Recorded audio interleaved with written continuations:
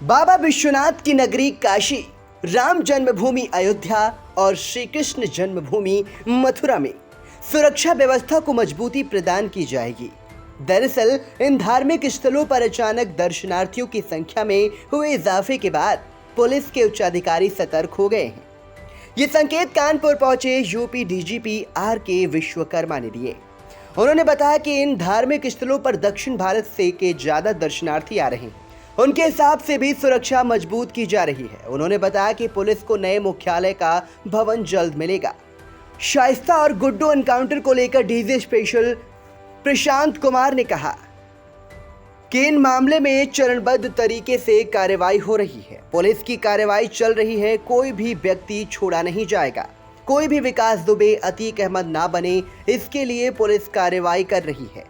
उन्होंने कहा कि माफियाओं पर सजा और कार्रवाई हो रही है। डीजीपी ने कहा कि उनका विशेष फोकस जन शिकायतों के गुणवत्तापूर्ण निस्तारण पर है, क्योंकि वरिष्ठ स्तर पर इसकी मॉनिटरिंग की जा रही है।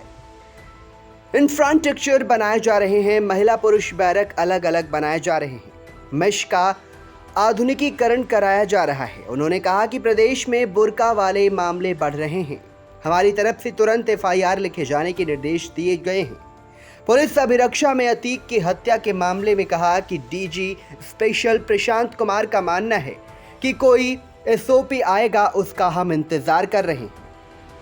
क्रॉस एफआईआर दर्ज हो रही है, लेकिन ऑनलाइन एफआईआर भी दर्ज हो रही है। अन्य प्रेस कर्मियों के साथ इस चीज़ों को कवर कर रहे थे, जबकि जो अभिरक्षा में थे उनको मना भी किया जा रहा था, लेकिन वो स्वमेव उस तरफ जा गए और उसके बाद से वो घटना हुई। उस कुछ सेकंड्स की घटना में अगर आपने पूरा वीडियो देखा होगा तो पुलिस ने बहुत ही दक्षतापूर्ण कार्रवाई करते हुए सभी अभियुक्तों को पकड़ लिया। आपने खुद भी देखा होगा कि गिरते हुए लोगों ने उसको किस तरीके से उसके हाथ वगैरह पकड़ के उनके वेपन सीज किए और गिरफ्तारी की। तो इस तरह के इसके लिए न्यायिक जांच आयोग 5 सदस्यीय गठित हुआ है।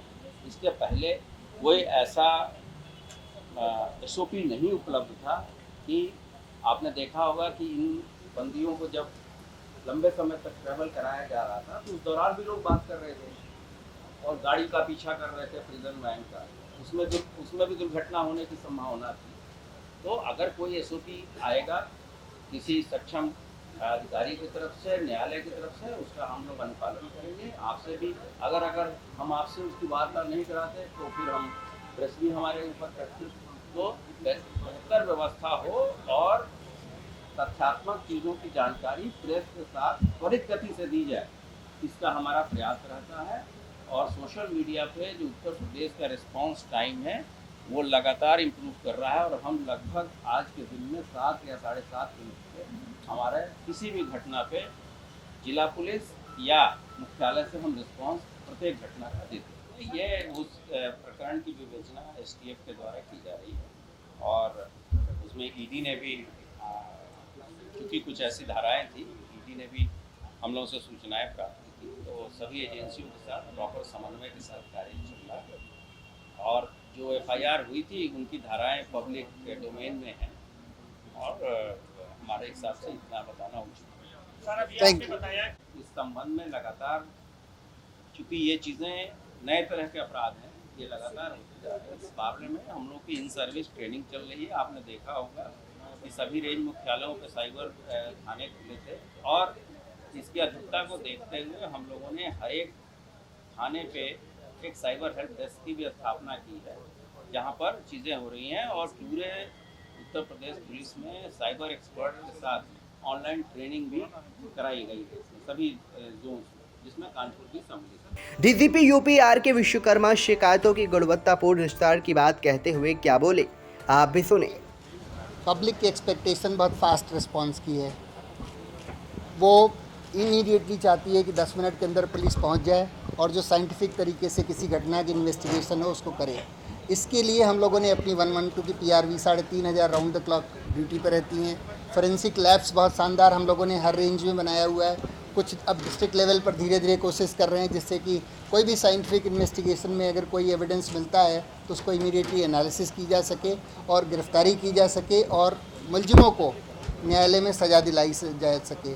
तो इस संबंध में हमारी जो क्वालिटी ऑफ सर्विस है उसमें पब्लिक सुधार चाहती है और हम भी कोशिश करते हैं। हमारे लिए गर्व की बात है कि हम उत्तर प्रदेश की जो जनता उनकी सेवा करने के लिए है और निरंतर हम लोग एनालिसिस करते रहते हैं कैसे क्वालिटी ऑफ सर्विस इम्प्रूव। इस तरह के जितने भी मामले हैं हम लोग FIR लिखते हैं, इन्वेस्टिगेट कर रहे हैं और हम लोगों ने ये इंस्ट्रक्शन दिया हुआ है कि कहीं भी कोई हमारी बेटी हो या बच्चे हों उनके साथ कोई ज्यादती नहीं होने पाए और जब भी कोई पुलिस स्टेशन में जाएँ हो तो अच्छी तरह से उनकी बात सुनी जाए और अगर मुकदमा लिखने की आवश्यकता है तत्काल मुकदमा लिखा जाए। हमारे लिए गर्व की ये भी बात है कि हमारे अभी पुलिस बेड़े में पिछले 5 सालों में 36,000 लेडी कांस्टेबल्स ज्वाइन की हैं, जो अपने आप में रिकॉर्ड होगा। मेरे ख्याल से कई प्रदेश होंगे जहाँ 36,000 पुलिस बल भी नहीं होगा। हमारी महिलाएं बहुत सारी DYSPs में भी हैं, हर रैंक में महिलाएं हैं। हर पुलिस स्टेशन में अगर औसत निकालेंगे तो 10 महिला कांस्टेबल्स हैं। तो हम चाहते हैं कि इसमें हमारी जो बेटियां हैं उनको किसी तरह की कोई दिक्कत ना हो, उनके साथ कोई क्राइम ना हो। नहीं, मैं इस चीज़ को देखता हूँ। जहाँ तक हम लोगों ने कहा है हमेशा कि ऑफिसर्स हमेशा तथ्यों को सही जो तथ्य हों जांच के बाद उसको प्रेस को ज़रूर दे दें और अगर कोई कमी होती है तो हम लोग इसको देखते हैं और ठीक करते हैं। हम लोगों ने पुलिस डिपार्टमेंट के लिए भी अपनी एक लक्ष्मण रेखा खींच रखी है।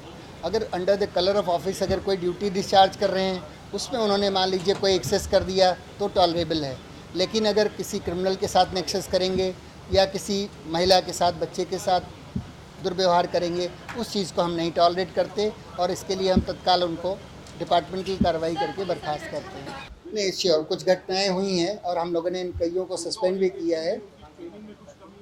श्योर आप जो कह रहे हैं थोड़ा हम लोग बिहेवियरल ट्रेनिंग में भी फोकस कर रहे हैं। उनका बिहेवियर अपराधियों के साथ अलग होना चाहिए, अलग बात है, लेकिन आम जनता के साथ में बहुत मधुर होना चाहिए। बल्कि आम जनता का आशीर्वाद हमेशा पुलिस डिपार्टमेंट को मिलना चाहिए कि ये जो भी रूल ऑफ लॉ में है हम लोग लॉ फॉलो करते हैं और जो भी इस तरह के क्राइम होते हैं उसमें FIR लिख के इन्वेस्टिगेट करते हैं। Any other question? देखिए, ऐसे जो भी लॉ में प्राविधान है, रूल्स ऑफ एंगेजमेंट में प्राविधान है, उसको हमेशा हम फॉलो करते हैं, लॉ की कंप्लायंस करते हैं और अगर कोई अपराधी आपके ऊपर फायर करेगा तो उस समय जो भी CRPC में प्रावधान है उसका यूज़ किया जाता है। और मैं समझता हूँ अगर कोई डिपार्टमेंट के सुधार के लिए आप कुछ भी फीडबैक देंगे तो आपका बहुत बहुत स्वागत है। I think that may be the last question.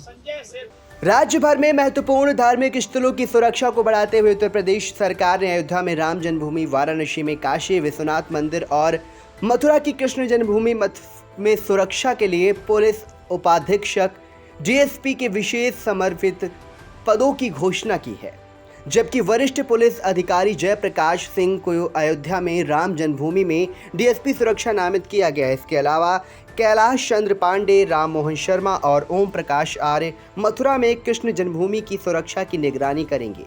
इसके अलावा राज्य सरकार द्वारा हाल ही में जारी एक अधिसूचना के अनुसार वाराणसी में तैनात पुलिस उपाधीक्षक अनिल राय, प्रदीप सिंह चंदेल और रत्नेश्वर सिंह को काशी विश्वनाथ मंदिर में DSP सुरक्षा नियुक्त किया गया है।